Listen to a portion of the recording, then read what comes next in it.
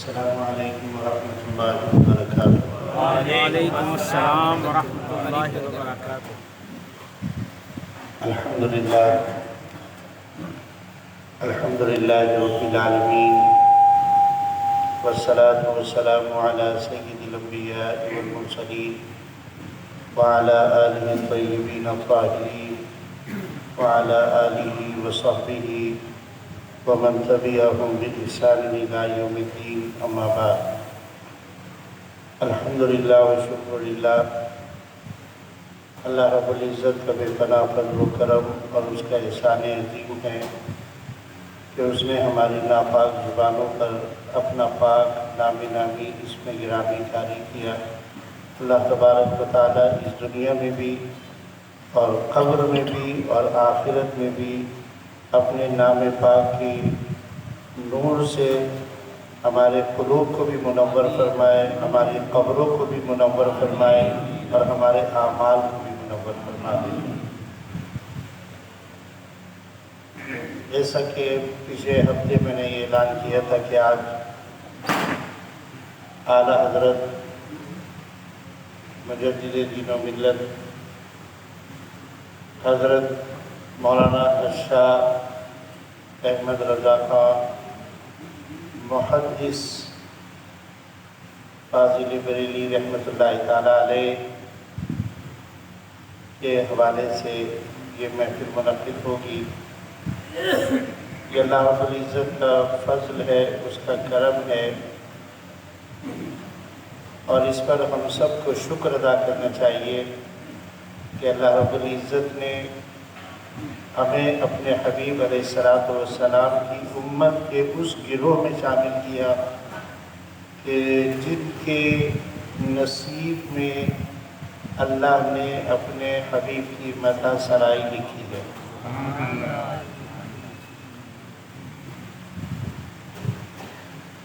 اعلیٰ حضرت ایک سوال لوگ کرتے ہیں، اور ہم جو یہ جو محفل ہوتی ہے نا، اس محفل میں ہم بہت ساری چیزیں آسان لفظوں میں سمجھانے کی کوشش کرتے ہیں۔ یہ کوئی مقررانہ جوشیلے بیان والی محفل تو ہوتی نہیں ہے، تو بہت ساری چیزیں سمجھنی اور سمجھانی ہوتی ہیں۔ عموماً آپ نے لوگوں سے یہ سنا ہوگا کہ جناب دین میں فرقے پیدا کر دیے انہوں نے، اور اس کو ایسے شد و مت کے ساتھ بیان کرتے ہیں، حالانکہ جو لوگ بیان کرتے ہیں ان کے علم میں یہ ہے کہ نبی کریم صلی اللہ علیہ وآلہ وسلم نے ارشاد فرمایا کہ حضرت عیسیٰ علیہ السلام کے امتیوں میں 71 یا 72 کتنے فرقے بیان فرمایا کہ وہ ہوں گے، اور ایک زائد آپ نے اپنی امت کے لیے بیان کیا کہ میری امت میں بھی اتنے فرقے ہوں گے۔ تو جب نبی کریم صلی اللہ علیہ وسلم نے ایک بات بیان کر دی تو اب اس کو کون ٹال سکتا ہے؟ کوئی نہیں ٹال سکتا نا، تو اتنے فرقے ہونے ہی ہیں۔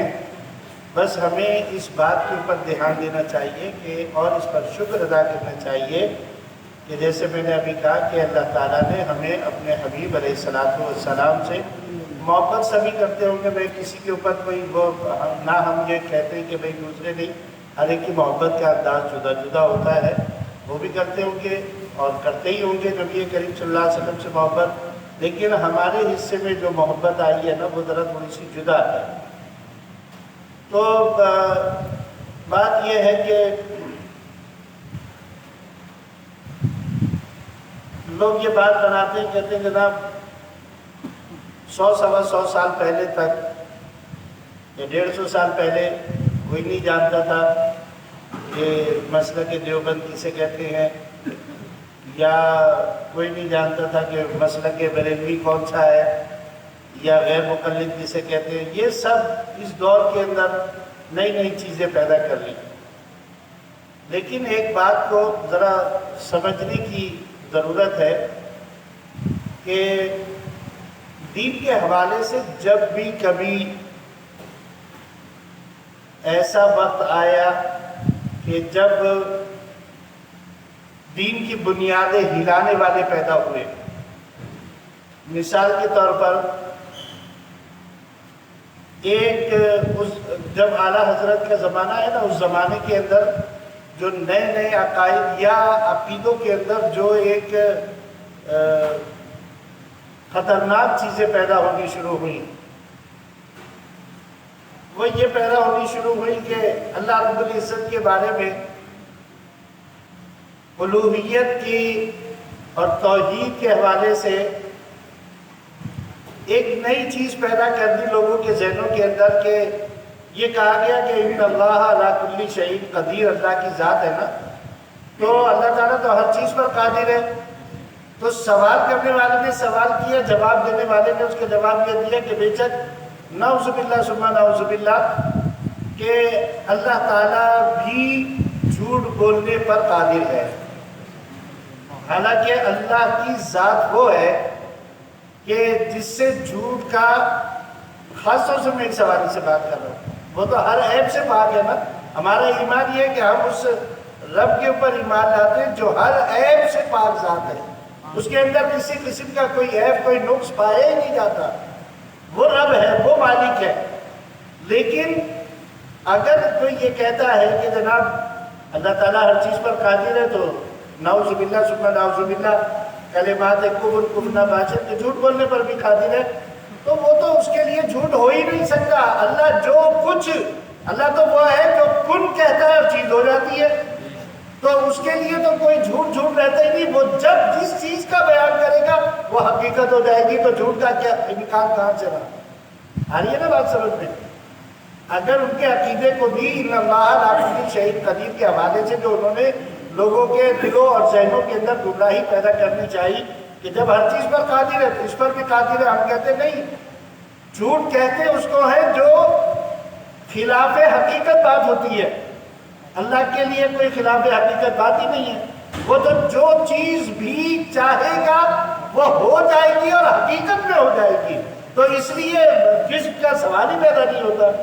تو ایک یہ الوہیت کے اوپر بہت بڑا حملہ کیا گیا اعلیٰ حضرت جس زمانے میں تشریف لائے اس وقت۔ دوسری بات، انگریز تھے، انگریزوں کا دور تھا، انگریزوں نے اس بات کو مان لیا تھا اور اپنی تحریروں کے اندر لکھ دیا تھا کہ ہم نے ہندوستان کے اوپر غلبہ تو حاصل کر لیا، لیکن یہ عارضی ہے، حقیقی غلبہ نہیں ہے، اس لیے کہ یہاں کے جو رہنے والے ہیں ان کے دلوں میں اپنے نبی سے بہت محبت ہے، ان کی کتاب سے محبت ہے، تو جب تک ہم ان کی کتاب سے محبت اور ان کے نبی سے محبت ان کے دل سے نہیں نکالیں گے، ہمارا غلبہ ان کے اوپر نہیں ہو سکتا۔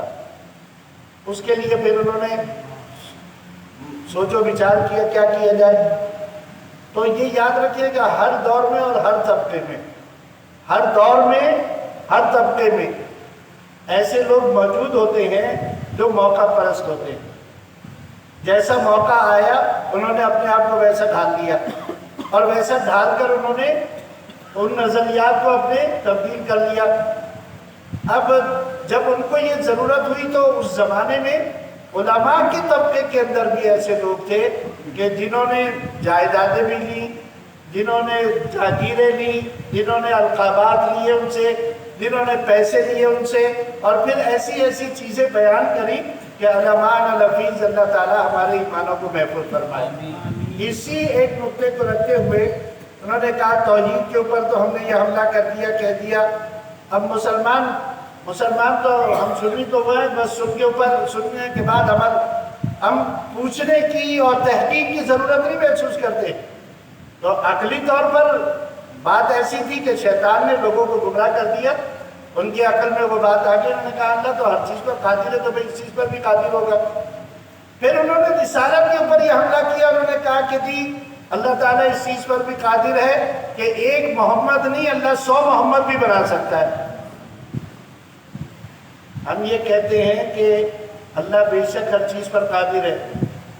اعلیٰ حضرت نے اس نظریے کے خلاف جو ہے نا بہت کام کیا، فرمایا بھائی اللہ تعالیٰ ہر چیز پر قادر ہے، لیکن وہ حدیث بھی تو یاد کرو، مسجد نبوی میں صحابہ کرام بیٹھے ہوئے ہیں اور پچھلی امتوں کا اور انبیاء کا ذکر ہو رہا ہے، نبی کریم صلی اللہ علیہ وسلم تشریف لائے تو آپ نے پوچھا کیا بات ہو رہی ہے؟ مختصر کر کے حدیث سنا رہا ہوں۔ ایک نے کہا انہوں نے حضرت آدم علیہ السلام کے القاب کو بیان کیا، اللہ نے ان کو صفی اللہ بنایا، کسی نے حضرت نوح علیہ السلام کا ذکر کیا، ان کو نبی اللہ بنایا، کسی نے ابراہیم علیہ السلام کا ذکر کیا، ان کو خلیل اللہ بنایا، کسی نے حضرت موسیٰ علیہ السلام کا ذکر کیا، کسی نے حضرت عیسیٰ۔ غرض یہ ہے کہ مختلف انبیاء کی جو ان کے القابات تھے اس کے حوالے سے تعریفیں کی صحابہ کرام نے۔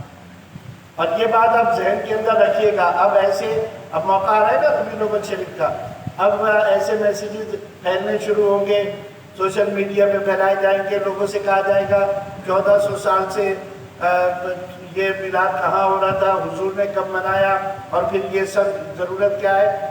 اس ایک حدیث سے یہ ثابت ہو رہا ہے کہ جمع ہو کر بیٹھنا اور انبیاء کا ذکر کرنا یہ صحابہ کرام کی سنت ہے۔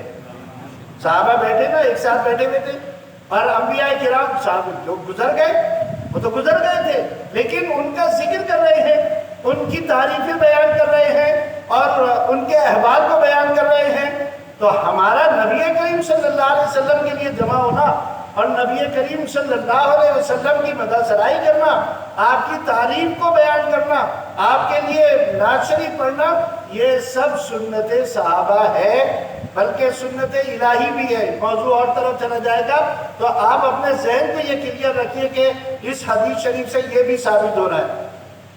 کوئی پوچھے نا تو کہنا ہم بتاتے کہ صحابہ نے منایا نہیں منایا، خود حضور نے منایا یا نہیں منایا، اللہ تعالیٰ نے منایا ان کا میلاد۔ قرآن کے اندر جہاں جہاں نبی کریم صلی اللہ علیہ وسلم کی آمد کا ذکر ہوا، جہاں جہاں اللہ تعالیٰ نے فرمایا قد جاءکم من اللہ نور و کتاب مبین لقد جاءکم رسول من انفسکم، اس طرح کی جتنی آیتیں قرآن مجید کے اندر آئی ہیں سب حضور کی آمد اور تشریف آوری کا تو بیان ہے، اور کیا بیان ہے؟ اور حضور کی آمد کا اور تشریف آوری کا بیان کرنا ہی میلاد شریف کا بیان کرنا ہے۔ اس میں ہوتا کیا ہے؟ تو اس لیے یہ گمراہی کی طرف مت جائیے گا، یہ جن کے نصیب میں یہ ہے، میں کہتا ہوں اتنے بد نصیب ہیں ہم لوگ آج کے دور کے یہ مسلمان۔ آپ یہودیوں کو دیکھ لیجئے، آپ عیسائیوں کو دیکھ لیجئے، کتنے ان کے فرقے کیوں نہ ہو، لیکن یہ اپنے نبی کی شان کو گھٹاتے نہیں ہیں۔ ان سے آپ سن لیجئے، یہ اپنے نبی کی شان بڑھا کر ہی بیان کریں گے۔ اتنی بڑھا دی انہوں نے، اتنی بڑھا دی، وہ حد پار کر گئے۔ ہم اتنے بد نصیب ہیں کہ ہم لڑتے ہیں تو نبی کریم صلی اللہ علیہ وسلم کی شان و عظمت پہ لڑتے ہیں۔ ایک کہتا ہے کہ شان تھی، ایک کہتا ہے نہیں یہ تو تم غلو کر رہے ہو، ایک یہ کہتا ہے ارے بھائی جن کی وجہ سے اللہ نے کائنات کو بنایا، جن کی وجہ سے اللہ نے اپنی پہچان کروائی، جن کی وجہ سے اللہ نے ہمیں قرآن عطا فرمایا، ان کے لیے ہم لڑتے بڑھتے رہے اور ہم کہیں کہ جناب نبی کریم، تو ان کی شان مخلوق کے اندر یہ سب سے اہم، بس یہ نقطہ یاد رکھیں، وہ جو شعر ہے نا کہ بعد از خدا حضور تو ہی قصہ مختصر، اللہ کے علاوہ اگر سب سے زیادہ تعریف کے لائق کوئی ذات ہے تو نبی مکرم صلی اللہ علیہ وسلم کی ذات اقدس۔ آپ کے پاس کوئی پیمانہ نہیں ہے، آپ ناپ نہیں سکتے، آپ یہ نہیں کہہ سکتے کہ اس پیمانے پر اس پیمانے پر، بس بعد از خدا اللہ کی تعریف اور توصیف، اور جو اس کی الوہیت ہے اس میں تو ہم شامل نہیں کر سکتے، شرک نہیں کر سکتے، لیکن اللہ کی بات مخلوق کے اندر سب سے زیادہ تعریف کے لائق اگر کوئی ذات ہے تو نبی مکرم صلی اللہ علیہ وسلم کی ذات۔ تو میں یہ بتا رہا تھا کہ یہ کہہ دیا جناب ایک نہیں، اللہ تعالیٰ کو اس بات پر قادر ہے، سو محبت کرا کرتے۔ یہ حدیث شریف آپ نے سنی، نبی کریم صلی اللہ علیہ وسلم نے سب کی باتیں سنی، تصدیق کری، پھر تم نے صحیح کہا، آدم کو صفی اللہ بنایا، نوح کو نجی اللہ بنایا، ابراہیم کو کلیم اللہ بنایا، عیسیٰ کو کلیم اللہ بنایا، عیسیٰ کو روح اللہ بنایا، موسیٰ کو کلیم اللہ بنایا، سب بیان کر دیا۔ پھر کہا الا وانا حبیب اللہ، آگاہ ہو جاؤ مجھے اللہ نے اپنا حبیب بنایا، اور حبیب ایک ہی ہوتا ہے، حبیب دو نہیں ہوتے، یہ یاد رکھیں۔ میں دنیا کی چھوٹی سی مثال جو اس کے لیے اس کے قابل نہیں ہے، لیکن سمجھانے کے لیے، اپنے لیول کے اوپر سمجھانے کے لیے آپ سے بات کہہ رہا ہوں۔ ایک آدمی ہو اس کے بارے میں یہ مشہور ہو جائے کہ یہ اس سے بھی محبت کرتا ہے، یہ اس سے بھی، عشق مجازی کی بات کر رہا ہوں، اس کو بھی اس نے جو بھی آپ الفاظ دے رہے ہیں، اس کو بھی، اس سے بھی محبت کرتا ہے، اس سے بھی محبت کرتا ہے، اس سے بھی، اسے کیا کہیں گے لوگ؟ کیا کہیں گے؟ اچھے لفظوں سے یاد کریں گے۔ عشق مجازی میں بھی دوئی پسند نہیں ہے، تو اللہ تعالیٰ اپنا حبیب ایک ہی بنایا ہے، تو یہ ان کی شان کو گھٹانے والی بات تھی کہ تم محمد صلی اللہ علیہ وسلم سے ایسی محبت کرتے ہو، اللہ تعالیٰ تو اس بات پر قادر ہے، ایک محمد نہیں 100 محمد بنا دے گا۔ تو یہ رسالت کے اوپر، نبی کریم صلی اللہ علیہ وسلم کی شان و عظمت کے اوپر ان کی طرف سے ایک بڑا حملہ تھا، جسے اعلیٰ یہ اس پیسے کی اور ان جاگیروں کی وجہ سے ایسے ایسے نظریات اس دور کے اندر جب وجود میں آئے، تو اس لیے ضرورت پیدا ہوئی کہ پھر اعلیٰ حضرت کو اللہ تعالیٰ نے ان کے علم میں، ان کے قلم میں، ان کے کلام میں اللہ تعالیٰ نے ایسا کمال عطا فرمایا کہ جس میدان میں آپ نے قلم اٹھایا اس میں حد کر دی۔ پھر آپ نے کوئی جواب نہیں دے سکا۔ آج بھی آپ واٹس ایپ کے اوپر ان کے لیے آتی ہیں حضرات علماء دیوبند میں سے بھی وہ لوگ، میں نے ابھی جمعے والے دن بھی بتایا تھا، ایک مفتی صاحب اپنے حلقے میں بیٹھ کر یہ بات بیان کر رہے ہیں کہ بھائی ان سے نظریاتی اختلاف ایک طرف، لیکن انہوں نے جو کام کیے ہیں وہ اٹھا کر دیکھو اور اس کو پڑھو، پھر تمہیں پتہ چلے گا کہ وہ کیا شخصیت تھی۔ ان کے فتاوے اٹھا کر پڑھو، 30 جلدوں، شاید 30 یا 34 جلدوں کے اندر ہے۔ ایسے کہتے ہیں وہ فتاوے آپ پڑھو، اور یہ دعویٰ وہ کر رہے ہیں، ہم نہیں کر رہے۔ انہوں نے دعویٰ کیا، انہوں نے کہا کہ جس زمانے میں حضرت اعلیٰ حضرت شاہ احمد رضا خان رحمۃ اللہ تعالیٰ علیہ تھے، اس زمانے میں جتنے مکتبہ فکر کے علماء تھے، ان سب سے اگر کہا جاتا کہ تم اپنے اپنے اکابر علماء، یعنی ان سے پہلے کے جو علماء ہیں، ان سب کی اس حوالے سے خدمات کو جمع کرو تو ان سب کی خدمات کم ایک مولانا شاہ احمد رضا خان رحمۃ اللہ تعالیٰ علیہ کی خدمات ان سب سے زیادہ ہے۔ یہ وہ دعویٰ کر رہے ہیں، ہم نہیں کر رہے۔ کلپ موجود ہے ان کے الفاظوں کے اندر، آپ کو جو دیجیے گا۔ مولانا منصور احمد میکل، آپ نے نام سنا ہوگا، وہ کہتے ہیں جناب رد المختار کی جو شرح اعلیٰ حضرت نے لکھی ہے، کئی زبانوں کے اندر دنیا کی اس کا ترجمہ ہو چکا ہے، اور اتنی نادر اور شاہکار آپ نے شرح لکھی ہے کہ آج تک اس کے مقابلے کی کوئی شرح موجود ہی نہیں ہے۔ کہتے ہیں آدمی بڑے شاندار تھے، یہ ان کے الفاظ ہیں کہ آدمی وہ بڑے شاندار تھے۔ تو بات تو وہی ہے نا کہ جب مخالف جو ہے نا وہ تسلیم کرنے پر مجبور ہو جائیں علم کی بنیاد کے اوپر، ایسے ہی نہیں، علم کی بنیاد کے اوپر، تو پھر اللہ تعالیٰ نے پھر آپ کو کنز الایمان آپ اٹھا کر پڑھے۔ ہم کیوں کہتے ہیں بھائی کنز الایمان پڑھو؟ کنز الایمان پڑھنے کے لیے اس لیے کہتے ہیں کہ اعلیٰ حضرت نے جب ترجمہ قرآن کی طرف قدم اٹھایا تو آپ نے اللہ رب العزت کی شان و عظمت اور نبی مکرم صلی اللہ علیہ وآلہ وسلم کی شان و عظمت، ترجمے کے اندر ایک سب سے بڑا کمال کیا ہوتا ہے؟ ایسے یہ لفظی ترجمہ کر دینا یہ کمال کی بات نہیں ہے۔ با کمال ترجمہ وہ کہلاتا ہے کہ جس زبان سے آپ ترجمہ کر رہے ہیں اس زبان کے اندر وہ الفاظ جو وزن دے رہے ہیں، وہ الفاظ جو معنی دے رہے ہیں، وہ الفاظ جو فہم دے رہے ہیں، ترجمہ کرنے میں آپ ایسے الفاظ کا چناؤ کریں کہ اس وزن، اس حیثیت کے اندر کوئی ذرہ بھر فرق نہ آئے۔ اور یہ صرف اعلیٰ حضرت کا کمال ہے کہ اعلیٰ حضرت کے ترجمے میں ہم کہتے ہیں اٹھا کر دیکھیں، کنز الایمان کو اٹھا کر دیکھیں، اس میں شروع کے اندر ایسے ایسے مقامات کی وضاحت کی گئی ہے، ان مقامات کی جہاں انفرادیت نظر آتی ہے اعلیٰ حضرت کی۔ اعلیٰ حضرت جیسا ترجمہ کسی اور نے کیا ہی نہیں ہے۔ اللہ رب العزت کی بارگاہ ہو تو مشہور آیت ہے وَيَمْكُرُونَ وَيَمْكُرُ اللَّهُ وَاللَّهُ خَيْرُ الْمَاكِرِينَ۔ اب لفظی ترجمہ جن لوگوں نے کیا انہوں نے یہی کہا کہ وہ مکر کرتے ہیں، اللہ کے ساتھ مکر کرتے ہیں، اور نعوذ باللہ ثم نعوذ باللہ واللہ خیر الماکرین کا ترجمہ یہ کیا، اور اللہ ان سب سے بہتر مکر کرنے والا ہے۔ نعوذ باللہ من ذالک، مکر ایک عیب ہے. میں اگر آپ کسی کو کہوں یہ مکار ہے تو آپ اس کی بابا کریں گے یا آپ کہیں گے یار واقعی اس کے اندر کوئی نہ کوئی, یعنی فریب دینے والا, دھوکہ دینے والا. مکار کسے کہتے ہیں؟ مکر کے معنی یہی ہے نا کہ وہ کوئی ایسی ایکٹنگ کرے آپ کو دھوکے میں ڈال دے, بات کرے تو ایسی مکر والی کرے کہ دھوکے میں ڈال دے. تو اگر نعوذ باللہ ثم نعوذ باللہ یہ فہم رکھ کر آپ اس آیت کا جو ترجمہ سب نے کیا اٹھا کر پڑھ لیں, یہی ترجمہ کیا ہے کہ اور اللہ سب سے بہتر مکر کرنے والا ہے. نعوذ باللہ ثم نعوذ باللہ, اللہ مکر نہیں کرتا, اللہ ہر عیب سے پاک ہے. اب اعلیٰ حضرت نے جب ترجمہ کیا تو آپ نے کیا ترجمہ کیا؟ شان الوہیت کو سامنے رکھتے ہوئے ایسے الفاظ کا چناؤ کیا کہ وہ آپ ہی کی شان ہے, دوسرے آج تک اس کے اوپر قلم ہی نہیں اٹھا سکے. آپ نے فرمایا اور وہ مکر کرتے ہیں, اللہ کے ساتھ مکر کرتے ہیں, اور اللہ سب سے بہتر تدبیر کرنے والا ہے. اللہ ان کے لیے سب سے بہتر تدبیر کرنے والا ہے. آپ نے اللہ کے لیے مکر کے لفظ کو پسند نہیں فرمایا, لفظی ترجمہ کرنے والوں نے کر دیا.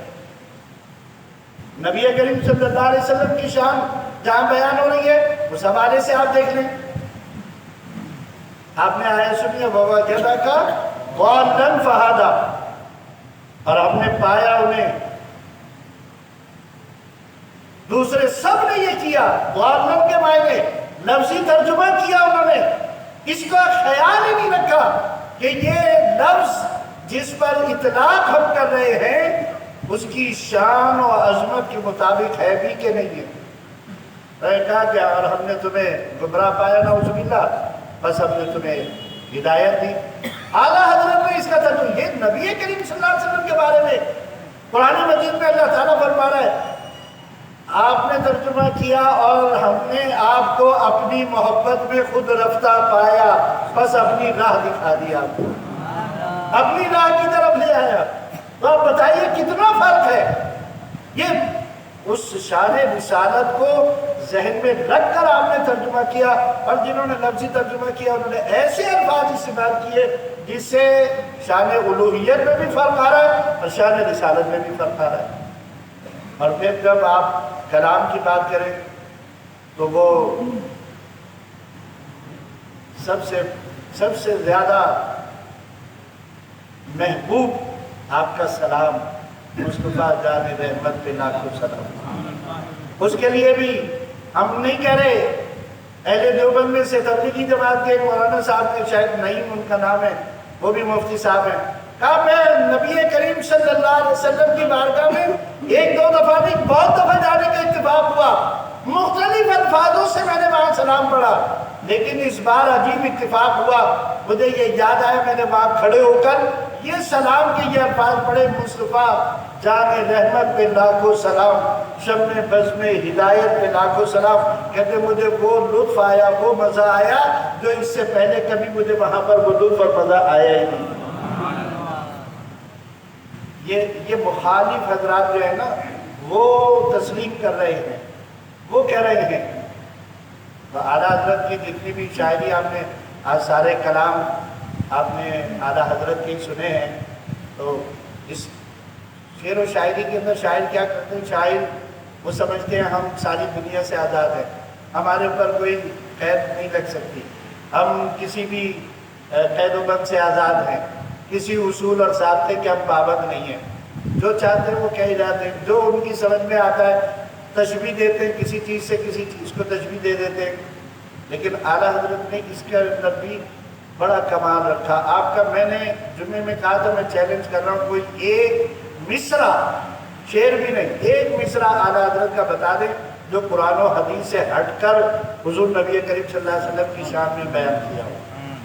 کوئی نہ کوئی آیت اس کے حوالے سے موجود ہوگی, کوئی نہ کوئی حدیث میں واقعہ موجود ہوگا جسے اعلیٰ حضرت نے منظوم انداز سے پیش کیا ہوگا, اس سے ہٹ کر نہیں کیا ہوگا. اور اسی لیے آپ اوروں کا, اپنے چھوٹے بھائی کا, ان کا کلام سنتے تھے, اور ایک اور شاعر سے ان کا کلام سنا کرتے تھے, کہتے تھے باقی لوگ خیال نہیں رکھتے اس لیے میں کسی کا کلام بھی نہیں سنتا. اور آپ کے لیے ایک بڑا عجیب کلام کے حوالے سے ایک واقعہ کہ ایک شاعر تھے, انہوں نے اعلیٰ حضرت کے پاس اپنی ایک نعت لکھ کر اصلاح کے لیے بھجوائی کہ کہ حضور اس کی اصلاح فرما دیں. تو وہ شروع کیا ہو رہی تھی؟ شروع زمانے کی اگر آپ لوگوں نے تصویریں دیکھی ہو نا تو مدینہ طیبہ کے اندر گنبد خضرا کے سائے میں آپ کو ایک پیڑ ضرور نظر آتا ہوگا پرانے زمانے کی تصویروں میں. کچا صحن تھا، کبوتر بھی وہاں کرتے تھے، دانا بھی کھاتے تھے، ایک کھجور کا درخت بھی لگا ہوا تھا. تو انہوں نے نعت کے اندر اس کو ایک تشبیہ دینے کی کوشش کری، اس شعر کی خوبصورتی کو یا اس درخت کی خوبصورتی کو بھی بیان کرنے کی کوشش کری. اور مصرع کچھ شاید ایسے لکھا، میری اگر یادداشت میں صحیح ہے، کہ کب ہے کھڑے درخت خیمے، کب ہے کھڑے نہیں حضرت والا کے سامنے، کب ہے درخت کھڑے حضرت والا کے سامنے، مجنو کھڑے ہو جیسے لیلہ خیمہ کے سامنے، خیمہ لیلہ کے سامنے. تو آپ نے جیسے پڑھا آپ کو غصہ آ گیا، آپ نے کہا یہ کیا لکھا ہے تم نے؟ یعنی مجنو اور لیلا سے تم تشبیہ دے رہے ہو گنبد خضرا کو اور اس پاک جگہ کو. تو آپ نے اس کی اصلاح کیسے فرمائی؟ پہلا مصرع ایسے رہنے دیا، کب ہے کھڑے درخت حضرت والا کے سامنے. اور کیا خوبصورت بات فرمائی، فرمایا قدسی کھڑے ہو جیسے عرش معلیٰ کے سامنے. یہ ہے کمال اعلیٰ حضرت کہ آپ نے اگر استعارہ بھی استعمال کیا ہے نا، کوئی اگر کسی چیز کو تشبیہ بھی دی ہے تو ایسے الفاظوں سے اور ایسی دی ہے جو نبی کریم صلی اللہ علیہ وسلم کی شان و عظمت کے مطابق. اور ادب اتنا تھا حضور کا، ہم لوگ کہتے ہیں لیکن ہم کرتے نہیں ہیں. ادب ہمارے اندر نہیں، اللہ تعالیٰ ہم سب کو با ادب بنا دے. با ادب جو ہوتے ہیں نا وہ پا لیتے ہیں. وہاں پھر جب ادب ہونا تو پھر نگاہوں سے بھی ملتا ہے، باطنی طور پر روح سے بھی حاصل ہوتا ہے، اور پھر اس کے لیے ظاہری علم کی ضرورت نہیں ہوتی، وہ کہیں اور سے پڑھتا ہے اور کہیں اور رہتا ہے، وہ اس کی پھر کبھی بات کریں گے. لیکن اعلیٰ حضرت محبت کرتے تھے نا، سید زادوں سے آپ نے محبت کری ہے تو وہ بھی کمال کی محبت کری ہے. ایسی محبت کرنے والا ہم شاید آج بھی کہیں نہیں نظر آئے گا. ایک صاحب اعلیٰ حضرت کے پاس کئی دفعہ تشریف لائے، دعوت کے لیے کہا، لیکن اعلیٰ حضرت کی مصروفیت کے سبب سے آپ اسے ٹائم نہیں دے سکے. ایک دفعہ پھر جب وہ آیا تو آپ نے محسوس کیا کہ یہ کئی مرتبہ آ چکا ہے، اب اس کی دعوت کو رد کرنا اچھا نہیں ہے. آپ نے اس کی دعوت قبول کر دی. اچھا بھائی برابر چلیں گے. اس نے اب جیسے آج کل گاڑیاں ہوتی ہیں، لوگ گاڑی لے کر آ جاتے ہیں لے جانے کے لیے، قابل احترام شخصیت اس کے لیے اپنی گاڑی لے کر آتے ہیں، گاڑی میں لے جاتے ہیں اپنے ساتھ لوگ. اس زمانے کے اندر گاڑیاں واڑیاں نہیں ہوتی تھی، پالکیاں ہوتی تھی. اور مال جو ہے نا وہ اٹھاتے تھے، 4 مزدور جو ہیں وہ چاروں طرف سے پالکی اٹھاتے تھے، اپنے کندھے پہ رکھتے تھے اور لے جایا کرتے تھے. گھر کی خواتین خاص طور سے پالکیوں میں جایا کرتی تھی. تو وہ آ گئے وقت کے اوپر، پالکی لے کر آ گئے، اس میں 4 مزدور تھے. تو آپ کو اندر کہلوایا، آپ تیار ہو کر تشریف لائے، پالکی میں بیٹھے. انہوں نے اٹھایا اور چل پڑے. ابھی کچھ قدم چلے تھے، اعلیٰ حضرت نے اندر سے آواز دی، بھائی رکھ دو، یہ رکھ دو، پالکی رکھ دو. رکھ دی انہوں نے. آپ باہر تشریف لائے، آ کر کے پوچھنے لگے، یہ بتاؤ تم میں سید زادہ کون ہے؟ اب وہ جو تھے انہوں نے کہا، بھائی مزدوروں سے کام لیا جاتا ہے یا ذات پوچھی جاتی ہے؟ ہم مزدور ہیں، مزدوری کرتے ہیں، اپنی مزدوری حاصل کرتے ہیں، اپنے گھر لے جاتے ہیں. آپ نے کہا نہیں، یہ کہیں اور تو چل سکتا ہے یہ معاملہ، لیکن احمد رضا کے پاس نہیں چل سکتا. میں محبت ان سے کروں اور ان کی اولاد کے کندھوں کے اوپر سوار ہو کر میں جاؤں گی، ایسا ہرگز نہیں ہو سکتا. تمہیں اسی ذات کی قسم ہے جس کی اولاد ہو تم میں سے بتانا پڑے گا کہ تم میں سے سید زادہ کون ہے.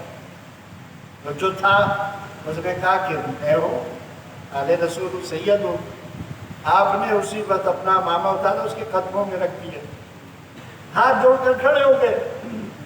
قیامت کے دن کہیں میرے آقا مجھ سے یہ سوال نہ کر لیں کہ اے احمد رضا، تم نے بڑے بڑے کلام لکھے، ہم سے بڑی محبت کی تم نے دعوے کیے، لیکن تیری محبت کیسی تھی؟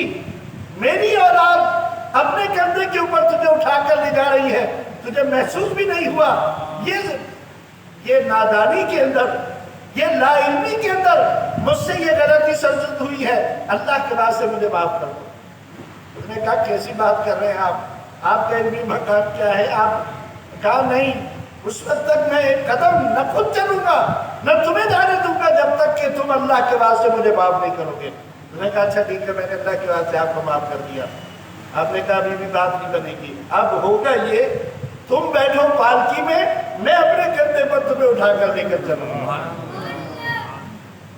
اور پھر دنیا نے دیکھا کہ اعلیٰ حضرت نے اس مزدور کو پالکی میں بٹھانا اور خود کندھے کے اوپر اس کی پالکی اٹھا کر آپ قدموں کے اوپر لے کر گئے اور کہا کہ ابھی بھی دل بے چین ہے۔ اس کو کہتے ہیں محبت رسول، اور یہ ہے محبت رسول کا فائدہ۔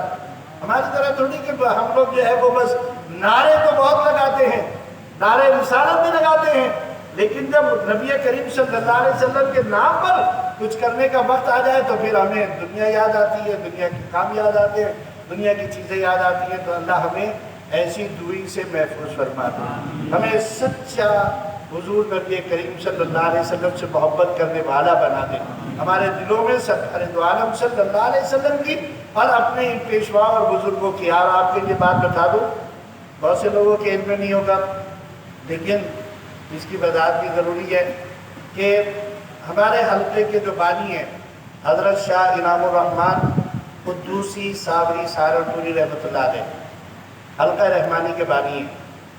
ان کے دادا پیر تھے حکیم مشتاق احمد صاحب۔